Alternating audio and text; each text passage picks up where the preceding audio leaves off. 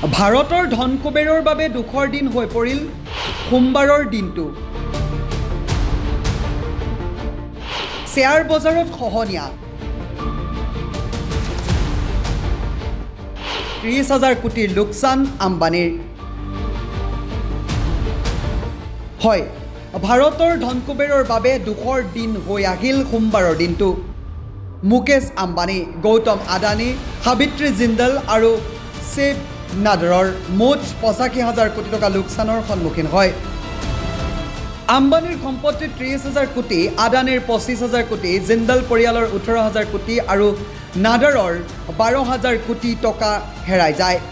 Bombay stock এক্সচেঞ্জৰ চেন্সকো 3,939 point কমি 71,425.01 আৰু নিফটিত 1,160 point হ্ৰাস পাই 21,743.65 থিৰ হয়। 10 মাহৰ ভিতৰত এইটোৱেই সৰ্বাধিক শ্বেয়াৰ বজাৰত খহনীয়া দেখিবলৈ পোৱা গ'ল। কেৱল ভাৰততেই নহয়, এছিয়াৰ আন দেশৰ শ্বেয়াৰ বজাৰো ধ্বংসস্তূপত পৰিণত হৈছে। এই সংকটৰ মূলতে আমেৰিকাৰ ৰাষ্ট্ৰপতি ডনাল্ড ট্ৰাম্পৰ শুল্ক নীতি। তেওঁৰ নতুন নীতিয়ে বিশ্বৰ বজাৰত অস্থিৰতা আনিছে, জোকাৰি গৈছে ৱাল ষ্ট্ৰীটো। ট্ৰাম্পৰ শুল্ক নীতিয়ে কোম্পানী, গ্ৰাহক আৰু বিনিয়োগকাৰীসকলৰ মাজত ভয় আৰু অনিশ্চয়তা বৃদ্ধি কৰিছে। নিউজ ডেস্ক ৰিপোৰ্ট, সাম্প্ৰতিক বাৰ্তা।